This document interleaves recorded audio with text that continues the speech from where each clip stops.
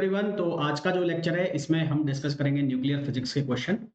तो चलिए स्टार्ट करते हैं। तो सबसे पहला जो क्वेश्चन है उस क्वेश्चन में हमें एक रिएक्शन दी गई है, न्यूक्लियर रिएक्शन।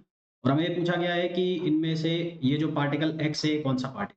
देखो ये रिएक्शन मैं लिख देता हूँ यहाँ पर 13C6 प्लस न्यूट्रिनो ए और 13N7 प्लस एक्स।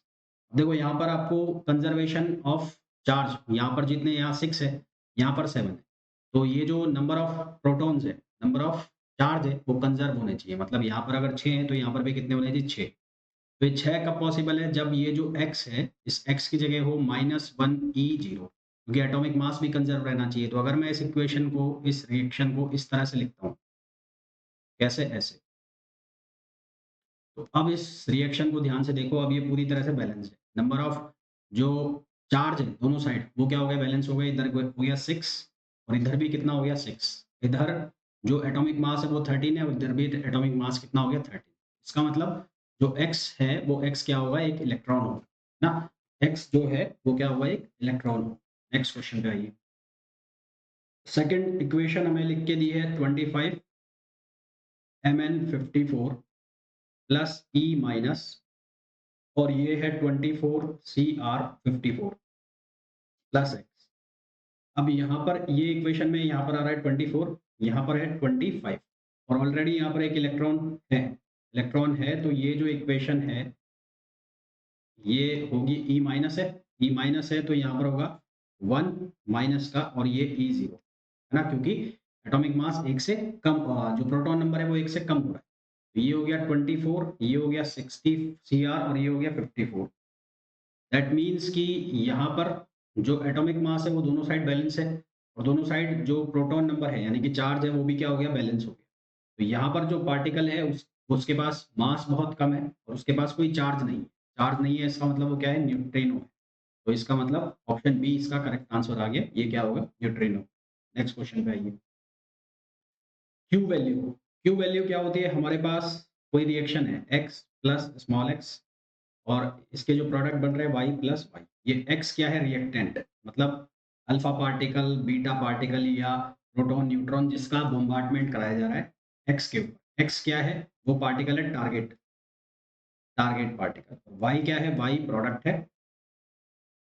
और जो स्मॉल वाई है वो क्या है? एमिटेड पार्टिकल, जो बाहर निकलेगा। ये है। तो अगर इनके हमें एटॉमिक मास गिवन है, क्या गिवन है? Atomic mass. तो अगर एटॉमिक मास गिवन है तो उसके फॉर्म में जो क्यू वैल्यू का फॉर्मूला लिखा जाता है वो कैसे लिखा जाता है? वो लिखा जाता है capital M X plus small M X minus capital M Y minus small M Y और सी स्क्वायर। ये जो फॉर्मूला है ये कब है? एटॉमिक मास के, एटॉमिक मास फॉर्म। अगर हमें दे रखी binding energy in the form of binding energy, in the form of binding energy B, तो उस केस में क्यू का फॉर्मूला लिखा जाता है B Y, capital Y, B small Y, capital B X minus small B X, B small X और C square. Similarly kinetic energy के form में ये फॉर्मूला लिखा जाता है। काइनेटिक एनर्जी में अगर आपको लिखना है के कैपिटल वाई, के स्मॉल वाई माइनस के कैपिटल एक्स, के स्मॉल एक्स और सी स्क्वायर। ठीक है, तो ये फॉर्मूला है इसका क्यू वैल्यू। अब अगर ये क्यू वैल्यू है वो किसके बराबर है? जीरो के बराबर। तो जो रिएक्शन है वो कैसी होगी? इलास्टिक। अगर ये Q value greater than zero है तो जो रिएक्शन है वो कैसी होगी? एक्सोथर्मिक। एक्सोथर्मिक होगी अगर क्यू की वैल्यू ग्रेटर देन जीरो है। इसको एक्सॉर्जिक भी बोलते हैं, एक्सॉर्जिक। अगर Q value less than zero है तो ये जो इक्वेशन है ये होगी एंडोथर्मिक, एंडोथर्मिक और एंडोर्जिक, एंडोर्जिक। अब यहाँ पर क्या बोला है? For elastic reaction, nuclear reaction Q value क्या होती है? जीरो होती है। और एंडोर्जिक, एंडोर्जिक के लिए क्यू की वैल्यू क्या होती है? लेस देन जीरो होती है। और एक्सॉर्जिक, एक्सॉर्जिक के लिए क्यू की वैल्यू क्या होती है? ग्रेटर देन जीरो, है ना। तो ये सिंपल सिंपल सी कैलकुलेशन है, ये याद रखनी है आप। नेक्स्ट क्वेश्चन पे आइए। The threshold energy, threshold energy, threshold energy का जो फॉर्मूला होता है वो होता है E, T H equals to Q 1 plus M small X M capital X. है ना। मास ऑफ स्मॉल एक्स मतलब रिएक्टेंट का mass upon mass of capital X मतलब टारगेट न्यूक्लियस का मास। तो ईटीएच की वैल्यू क्यू, क्यू का मतलब जो क्यू वैल्यू आ रही है वो। यहाँ से आप साफ-साफ देख रहे हैं कि जो ईटीएच की वैल्यू है वो हमेशा क्यू के मॉड से क्या होगी? ज़्यादा होगी, है ना? या तो बराबर होगी या उससे ज़्यादा होगी, कम कभी भी नहीं। नेक्स्ट क्वेश्चन पे आइए। What is the energy released when 3 alpha particle, 3 alpha particle जो हैं, उनसे हमने क्या बनाया? उनसे कार्बन बना लिया, 6C12। यहाँ पर एनर्जी रिलीज़ हुई। एनर्जी रिलीज़ यानी कि क्यू वैल्यू निकालनी है। तो क्यू वैल्यू क्या हो जाएगी? वो हो जाएगी 3 इंटू 4 इंटू ये वाली value atomic mass of alpha particle का एटॉमिक मास दिया हुआ है, कितना हो गया? 4.002603 में से माइनस कर दो एटॉमिक मास किसका? कार्बन। तो ये बनेगा कितना? यहाँ से हमारे पास डेल्टा एम आ जाएगा। यहाँ से हमारे पास किसकी वैल्यू निकल जाएगी? डेल्टा एम की, डेल्टा एम। तो ये बनेगा कितना? 0.3870 और 12 पॉइंट माइनस 12, तो ये बनेगा 0.00780। ठीक है, और ये किस में है? एएमयू में। अब आपको निकालनी है एनर्जी, तो एनर्जी क्या होगी? Delta M C square. तो 0.00780 को मल्टीप्लाई करा दो 931 मेगा इलेक्ट्रॉन वोल्ट से। तो आपके पास जो इसका आंसर आएगा वो आएगा 7.27 मेगा इलेक्ट्रॉन। ठीक, नेक्स्ट क्वेश्चन पे आ जाइए। The binding energy per nucleon in Li7 and He4 are 5.6 mega electron volt and 7.06 mega electron volt respectively. The minimum energy of the proton. ठीक है, कैसे करेंगे भाई इसको? इसको करने के लिए हमें Li की जो एनर्जी दी है, एक Li पार्टिकल की एनर्जी जो है पर न्यूक्लियन है, पर न्यूक्लियन है। तो Li के लिए है कितना? 5.6 पर न्यूक्लियन है। तो टोटल कितने हो गए? टोटल हो गए 5.6 इंटू 7। 5.6 इंटू 7 करेंगे, 5.6 इंटू 7 तो ये आ जाएगा 39.2। और एच ई की जो एनर्जी है पर न्यूक्लियन वो है 7.06। तो 7.06 को मल्टीप्लाई करो 4 से, 7.06 मल्टीप्लाई बाय 4 ये आ गया 28, मल्टीप्लाई बाय 4 ये आ गया 28.24। ये एनर्जी आ गई। अब इस रिएक्शन के अंदर हमें मिनिमम एनर्जी बतानी है। तो Li7 हम क्या करेंगे? 2 मल्टीप्लाई बाय 28.24 में से हम माइनस कर देंगे Li7। Li7 का कितना है? 39.2। इसको 2 से मल्टीप्लाई करो तो ये आ गया कितना? ये आ गया 56.48 माइनस 39.2। हमारे पास आंसर आएगा 17.28। 17.28 तो करेक्ट आंसर आ जाएगा 17.28। नेक्स्ट क्वेश्चन पे आओ। Consider annihilation of an electron and positron to product produce two photons। तो एक इलेक्ट्रॉन और एक पॉजिट्रॉन, इन्होंने दो फोटोन प्रोड्यूस कर दिए। What is the minimum energy? अब इनका जो मास है वो लगभग क्या होगा? सेम होगा। और ये ऐड हो रहे हैं तो इनकी जो एनर्जी है वो क्या हो जाएगी? 2m into 931.5। अब मास जो है इसका एएमयू है, उसकी वैल्यू क्या होती है? 0.00548 एएमयू। तो यहाँ अगर हम वैल्यू रख के आंसर निकालें तो हमारे पास आंसर आता है 1.02 मेगा इलेक्ट्रॉन वोल्ट। ये इन दोनों का है। हमें ईच का निकालना है, तो ईच के लिए तो energy for each photon, energy for each photon वो कितनी हो जाएगी? वो हो जाएगी 1.02 को डिवाइड कर दो 2 से, तो आंसर आ जाएगा 0.51 mega electron volt.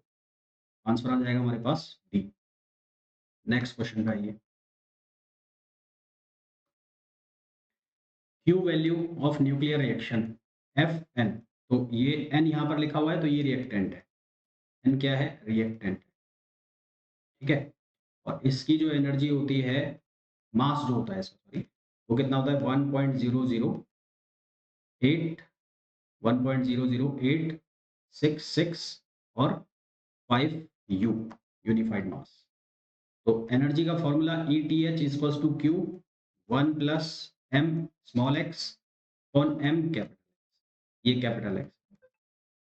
Q value कितनी है 7.63, इसका आपको मैग्नीट्यूड लेना है, मैग्नीट्यूड ये कितना है 1 प्लस यहाँ लिख दो 1.00866 यू, यू है ये, यू इसको हटा ही देता हूँ, और इसको डिवाइड करो आप किससे 19 से, 19 से डिवाइड कर दो, इसको सॉल्व करोगे तो आपके पास आंसर आएगा 8.03। करेक्ट आंसर हमारे पास कितना आ गया 8.03। नेक्स्ट क्वेश्चन पे आइए।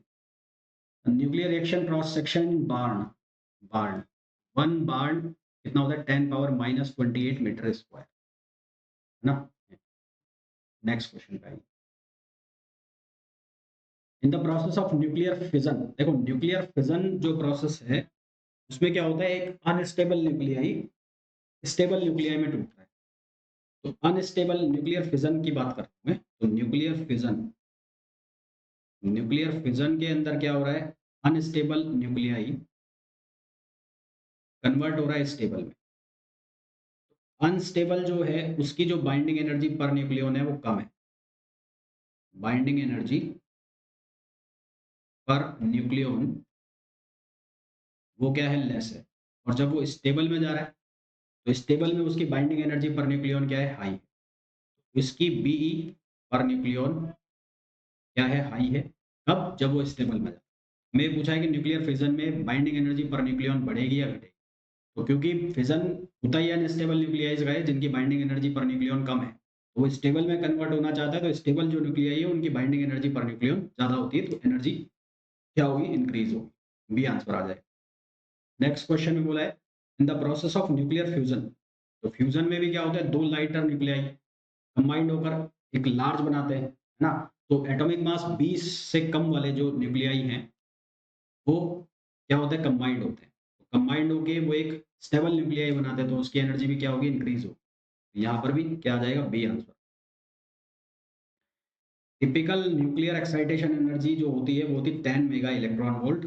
Fission fragment are generally radioactive, fission जो फ्रेगमेंट्स होते हैं, फ्रेगमेंट्स मतलब जो छोटे पार्टिकल्स होते हैं वो रेडियो एक्टिव क्यों होते हैं, क्योंकि उनमें एक्सेस नंबर ऑफ न्यूट्रॉन्स होते हैं, because they have excess number of neutrons. सीधे याद करने वाला क्वेश्चन है। नेक्स्ट क्वेश्चन पे आइए। Nuclear force are, nuclear force की प्रॉपर्टी होती है कि वो स्पिन डिपेंडेंट होता है, चार्ज इंडिपेंडेंट होता है, चार्ज पे डिपेंड नहीं करता, स्पिन पर वो डिपेंड करता है, सिमेट्रिक होता है, सैचुरेट होता है, वो नॉन सेंट्रल होता है ना। न्यूक्लियर फोर्स जो है वो नॉन सेंट्रल होता है, स्पिन डिपेंडेंट होता है, चार्ज इंडिपेंडेंट होता है, सैचुरेट होता है। तो यहाँ पर बोला है स्पिन डिपेंडेंट, बिल्कुल सही है, और हैव नॉन सेंट्रल पार्ट, बिल्कुल सही है। तो कौन सा ऑप्शन आ जाएगा, बी आ जाएगा। नेक्स्ट क्वेश्चन पे आ जाइए। ऐसे न्यूक्लियाई जिनका एटॉमिक मास ऑड होता है, इवन होता है, ऐसे न्यूक्लियाई जिनका एटॉमिक मास इवन होता है वो फॉलो करते हैं बोस-आइंस्टीन स्टैटिस्टिक्स। ऐसे न्यूक्लियाई जिनका जो एटॉमिक मास है वो इवन होता है वो बोस-आइंस्टीन को फॉलो करते हैं, और जिनका ऑड होता है वो फॉलो करते हैं किसको, एफडी स्टैटिस्टिक्स को। जिनका ऑड है वो फॉलो करते हैं किसको, एफडी स्टैटिस्टिक्स। इस क्वेश्चन में बोला गया है न्यूक्लियर वॉल्यूम बताना है ना। तो इसके पहले का क्वेश्चन कौन सा है, ये कर लिया ना हमने। वॉल्यूम बताना है, तो वॉल्यूम जो है वो प्रोपोर्शनल है आर क्यूब, और आर क्यूब के प्रोपोर्शनल है, यानी कि ये किसके प्रोपोर्शनल हो गया, ए के, क्योंकि आर बराबर होता है आर नॉट ए पावर 1/3। तो वॉल्यूम डायरेक्टली प्रोपोर्शनल हो गया ए, तो V1/V2 ये किसके बराबर हो जाएगा, ये बराबर हो जाएगा 200/7। सॉल्व करेंगे तो आंसर कितना आ जाएगा 28.6।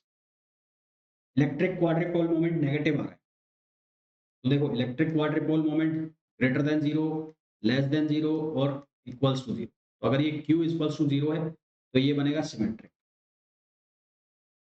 और अगर Q ग्रेटर देन जीरो है तो ये बनेगा प्रोलेट, प्रोलेट शेप। और Q लेस देन जीरो है तो ये बनेगा ऑब्लेट, ऑब्लेट। यहाँ पर ये नेगेटिव में है, नेगेटिव में है तो कौन सा बनेगा, ऑब्लेट। और अगर ये पॉजिटिव होता या है तो ये क्या बनेगा, अब यहाँ पर देखो ये पॉजिटिव है, तो पॉजिटिव है तो पॉजिटिव के केस में बनेगा ये कैसा, प्रोलेट। तो कैसा बनेगा, ठीक है। तो ये क्वेश्चंस थे न्यूक्लियर फिजिक्स के।